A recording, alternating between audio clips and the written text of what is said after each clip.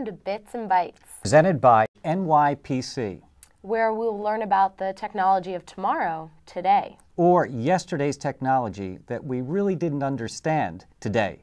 Did that make sense? I think so. I hope so. So who are you talking to today, Kel? First, I'm going to talk with Mike about spring cleaning your computer. Not what I originally thought of getting icons off your desktop. Or the hard drive, files, old files. He actually means literally cleaning your computer, getting dust, dirt, opening it pet up, hair going out. inside. Yeah, with a Excellent. vacuum, I think. Okay. Who else are you talking with? I'm also going to talk with Fred. He is a certified eBay education specialist, and he's going to teach me how to sell things on eBay. Wow, have you ever sold anything on eBay? I have not. Wow, so this will be a good lesson for me. Okay, good. I'll be talking to Mary. She's the treasurer of NYPC, who's Great. presenting this show, and she's going to tell us about the organization, how to join SIGs, and all this other stuff. Excellent. Okay, so that's going to be good. And then I'm going to be talking to Patrick about Skype. Okay. And he really knows how to get around it and call all over the world, and it's going to be very interesting. I think we can all save some money. Sounds But good. before we do that, okay, NYPC, once a month, they have a general meeting, and they have a guest speaker. Last month, it was David Pogue. Oh, sure, from the New York Times. Circuits, exactly. So he was there. He discussed Vista. Okay. And it was really great. It was a wonderful evening. Oh, yeah. And at the end of it, he sang.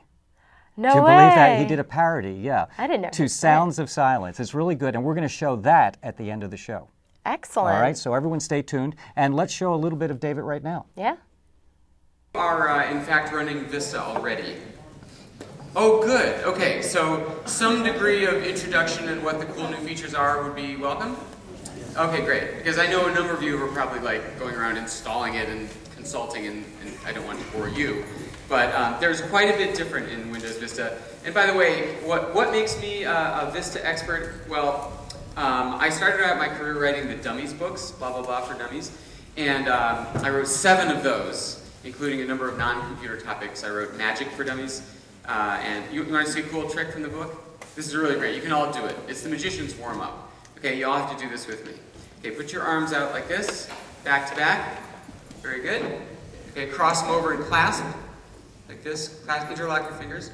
Then what you're going to do, at the count of 3, you're going to untwist, just as I do. 1, 2, 3. Just like that.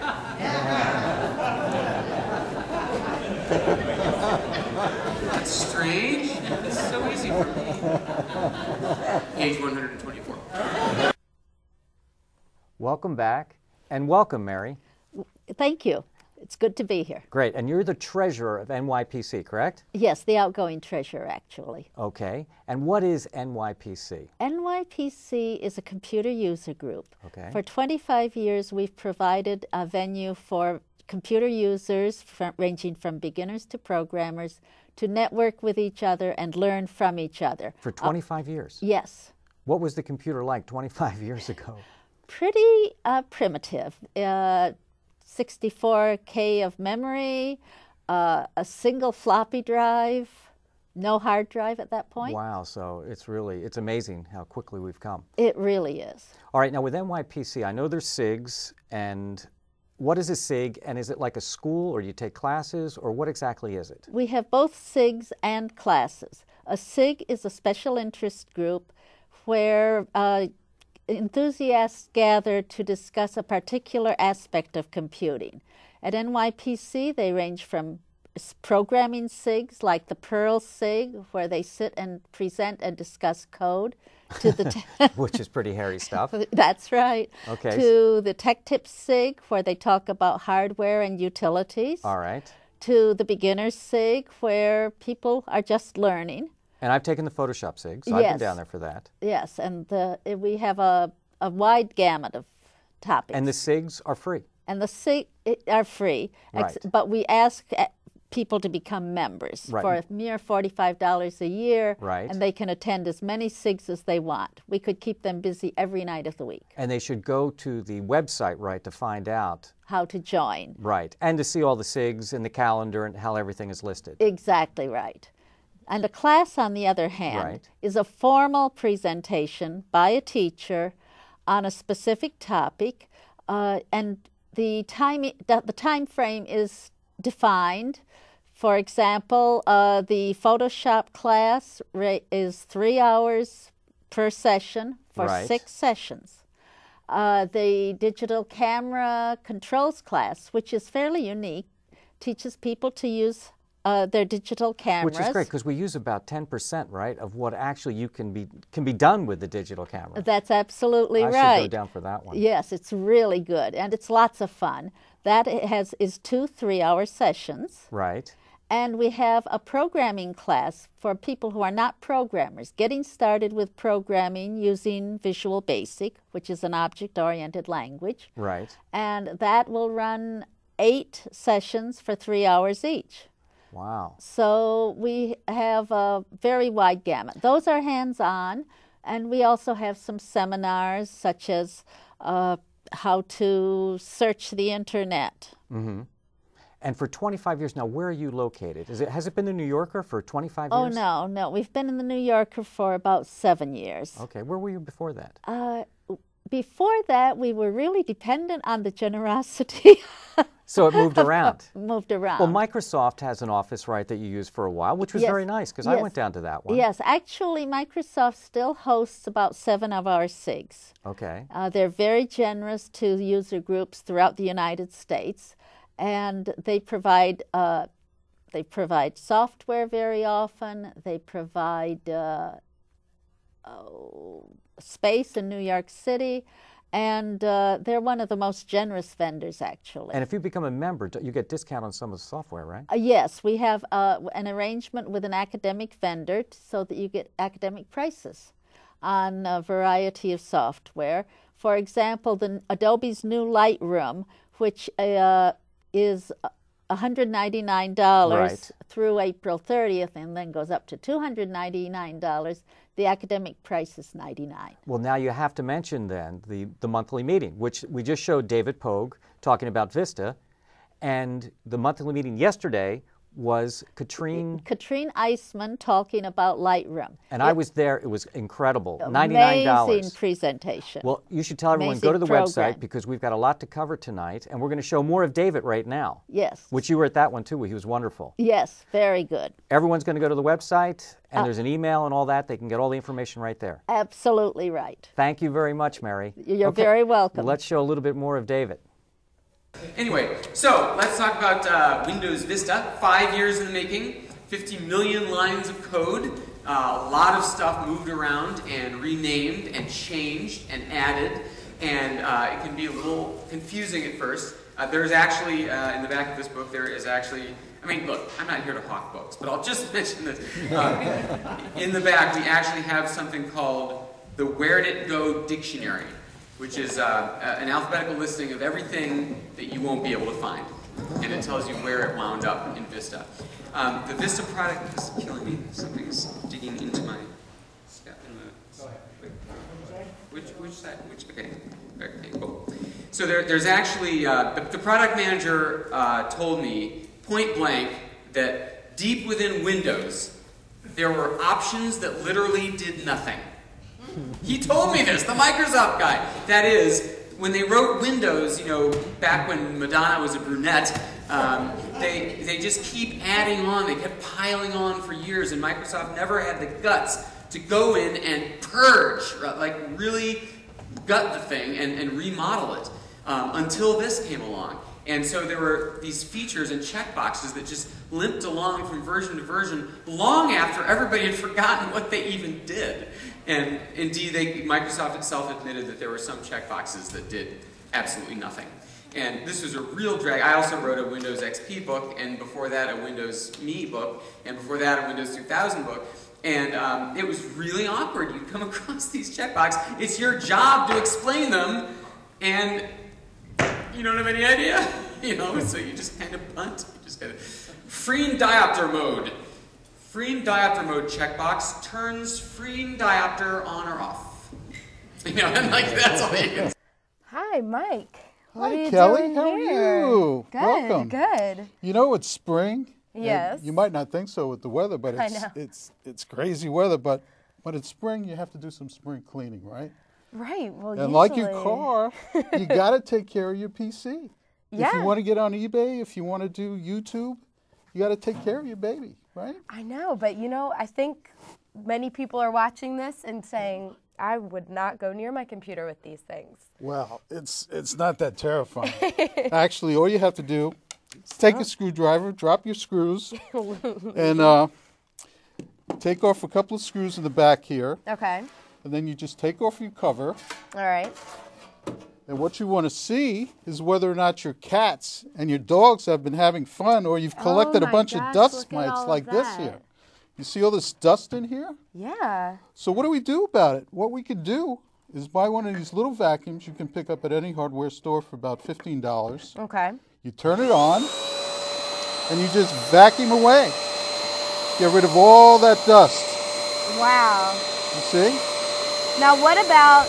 Let's turn this off a second. Yeah, what about, I mean, that makes me nervous. What if I hit the wrong thing? Well, notice that this is plastic, so Okay. you're not going to short anything out, and that's very important. Whatever Right. you do, don't get a metal pipe Okay. and do this, because you'll short out possibly, especially, you know, if it's a little cold like it is now. Right. But essentially what you want to do is vacuum all the dust. Okay. Also in the front here, Yeah. all your openings here are points of failure if you get too much dust I in the see. crevices here. So you also want to just take the vacuum, get in here for a little bit, Okay. and you're fine. Also, in the back, you'll notice there's a fan that Okay. extracts the hot air out of Okay. the PC. So that collects a lot of dust, and especially if your cat has been sitting on your computer, Yeah. it's probably going to clog. Now, if the fan stops, then you're going to have a problem. It's going to heat up your computer, and your computer's going to shut down. It's going to die. It's not So you good. don't want that to happen. So you No. also just turn on your vacuum, you vacuum it out, vacuum these areas here, and you're good to go. Now, one other thing that you want to check is in the back here, there may be some crevices where dust has collected as well. So you Okay. just want to turn on, vacuum those out, and you're good to go. And Wow. what is this? It's not that scary. It didn't take that long. Now, another thing inside here is a CPU fan. Okay. Now, the CPU fan is what keeps your brain cool, your computer's brain cool. So, what I would do, this one's fairly clean, but I would also just get in there and vacuum out that fan. And if you do that, you'll be fine.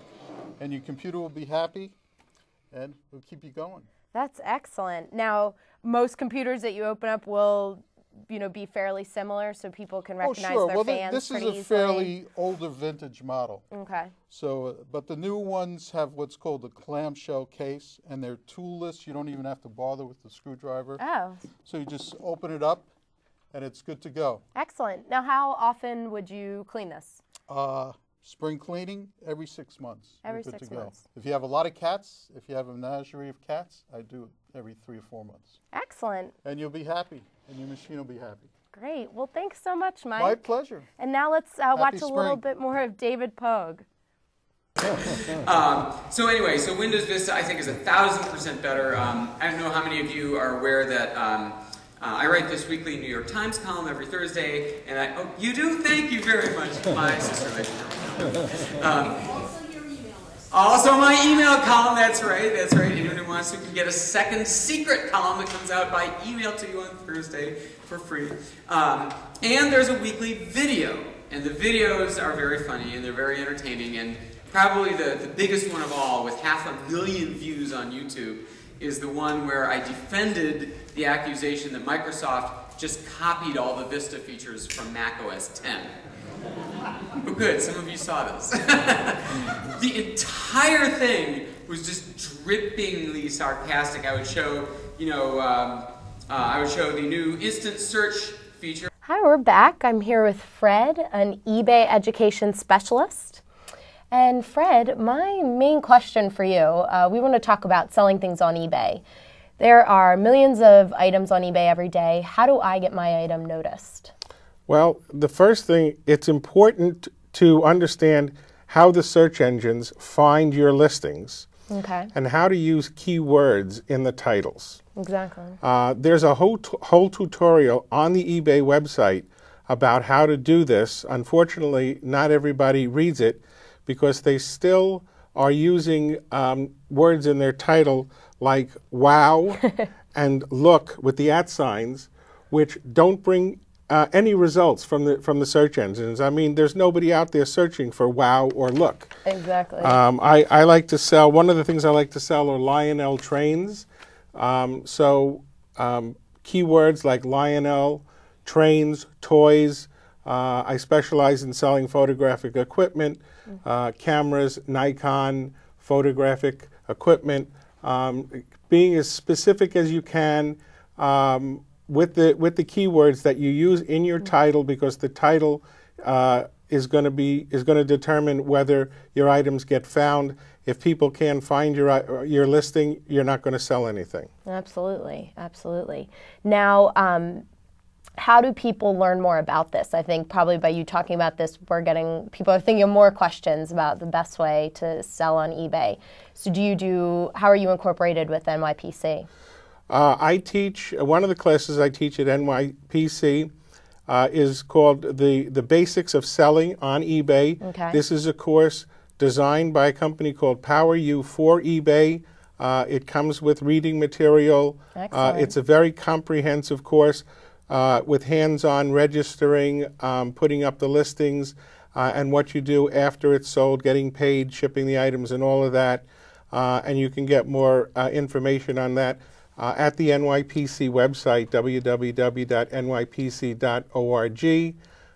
We run these classes quite frequently, and they've been very successful. Excellent, excellent.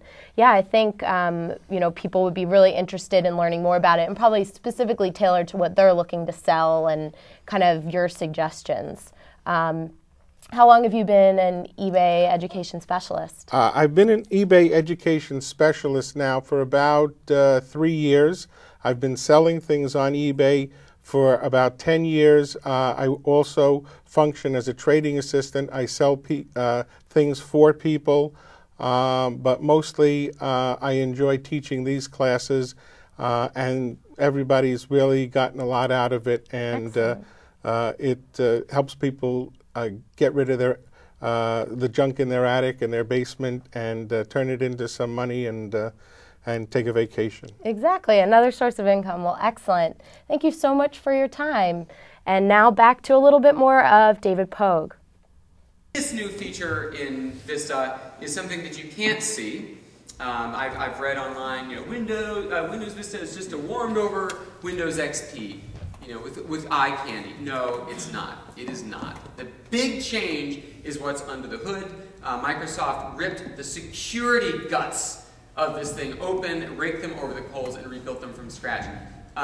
Do you know, I think this will have huge repercussions, not only with viruses, not only with spyware, but with spam. Do you know as you may have heard, spam is getting worse and worse and worse. When Congress passed the Can Spam Act 3 years ago, spam was then at 70% of all email being sent. Now we're at 85%. So the spam rate has actually gone up. Why can't we go after these guys? Do you know the answer? Because you know who these guys are? They're us, right? Estimates are 1 in 5 Windows PCs have spyware infections that are relay stations for the spammers. So you might notice nothing except that, gee, this computer's getting slower over time. But one of the reasons is you've got yourself a piece of spyware, you don't know it, and this spammer out in East Europe somewhere is sending you huge email addresses, lists of addresses, hundreds of millions, and your computer is pumping out copies of his herbal Viagra spam every day, all day long. So if we could stop the spyware, we could stop the spam. I mean, we could make a huge, huge dent in it. And so one of the great things about Vista is it is triple spyware blockaded. It has free anti-spyware, not just detection, but cleaning built in, a new program called Windows Defender. Notice that as I talk about features, I'm just going to be finding them by typing a couple letters in the search box. Up pops Windows Defender, and look at this, I'm clean. Well, of course, because I'm running on a Mac. No. Welcome back, and welcome, Patrick. As promised, you're going to talk to us about Skype. Yes. Okay. Now, I became a member of Skype, but we're going to go beyond that, right? Because I haven't used it much, to be honest with you, because unless I thought you had to have a friend in a foreign country. But now you've made it where it's actually you use it every day. Yeah, with the Skype out portion of their program, it's very easy to make calls to virtually anywhere, across the street or across the world. They're literally pennies. Every week I call England for 2 cents a minute to landlines, and it's very cheap. So they're not on Skype? Yeah. And you're talking your mom lives over in England? Just give mom a call. That's great. Right to the house. And what is it per minute? 2 cents? 2 cents a minute. That's great. It's now, it's very nice. if she gets on Skype, then it's free. Okay, so let's go over some of this equipment you got to do this. So there are a bunch of different ways to get the sound into Skype and out to the person you're calling. The cheapest way is just get a headset with headset like this with a simple mic and speaker. It's plug into your PC. Very simple. These tend to run for about $10, $20, something like that. But you're tethered then to your computer. That's the thing. You are tethered to your computer, and if you're not careful, you can pull one of those. Yeah, it's just like this book over here, and you knock everything over. And it can happen very easily. Sure. So I hear. Well, that's why people didn't like it, because they're locked in. Yes. So what has happened? Now, is, what's that though over there? This is actually if you have a headset. You have a headset, but you don't have the way of getting it into your computer. They actually make what they call a USB sound card. Not quite a sound card, but that's what they call it. And you just plug it in. This tends to be run about $20 as well. So this will get you wired up and get sound. So this plugs into this? Yes. So you plug these guys into here, and then USB into the computer. Okay, but how many computers don't have that today? You still get them. You still get them. Like, this is more a troubleshooting thing, right? Than a common. But any new computer you bought today, any new computer worth its salt would have it. Okay, great. Yeah, which is great. And then the problem with this is you're married to the computer. Right. All you have is the extent of this wire, and that's it. Right. So what a lot of manufacturers have been doing, like Linksys, have been manufacturing systems where you actually have a wire transmitter, USB device you plug in, and it transmits the signal both to and from the phone. That's great. So you can walk anywhere you want. Yeah. What is the range of that, by the way? Could you go to another room, a wall? Oh, yeah, no problem. I have another device which is Bluetooth. This is more just radio frequency. And this is very good. I've actually, gone and left my apartment with it and not really had a problem. Okay. Within reason. I mean, it's the same as like a regular cell phone. And Skype to Skype. A wireless phone, rather. Skype to Skype, it's free. Skype to Skype is free. Now, Vonage, is that how you say it? What is that company? Is that Vontage. Vontage. What is that? Is that the same as Skype, or what's the difference? It's the same sort of in which it's voice over IP. It's VoIP.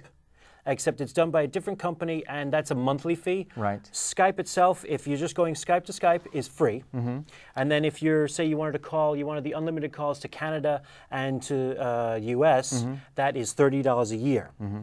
And then you can, if you wanted to call, say, Skype out to, say, phones in Europe or Asia or anything like that, that's Skype out, and then you'd pay for minutes for that. And that's, a certain number of dollars per minute.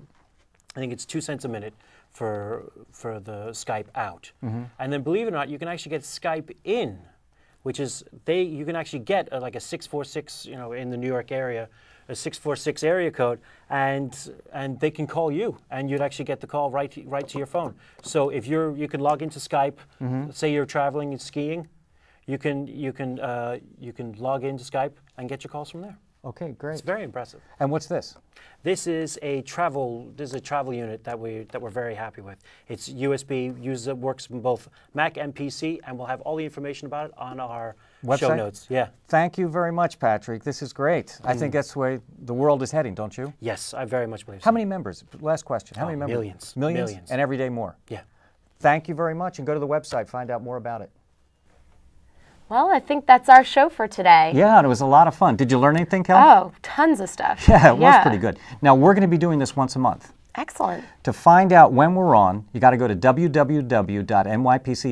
Okay. Easy. That'll give you the listing of when we're on and actually who the upcoming guests will be. Oh, great. All right, I think that's about it, except we did promise that David Pogue would be singing. Yep. All right, let's cut to David Pogue singing. Excellent.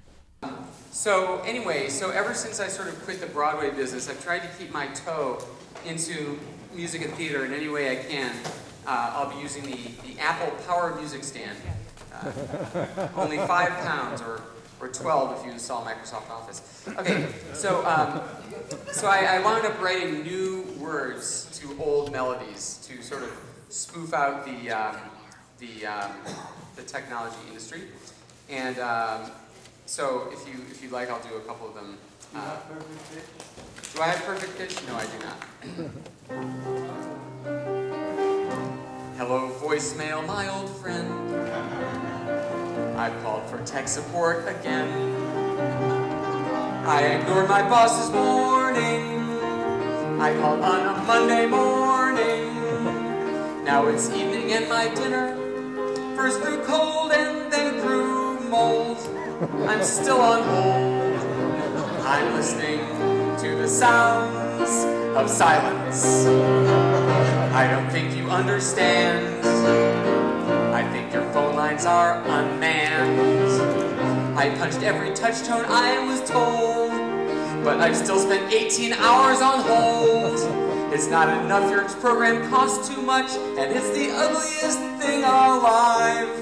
It erased my drive. Now my PC makes the sounds of silence.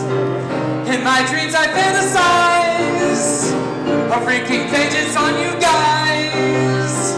Say your motorcycle crashes, blood comes gushing from your gashes. With your fading strength you call 911 and you pray for a trained MD. But you get me, and you listen to the sounds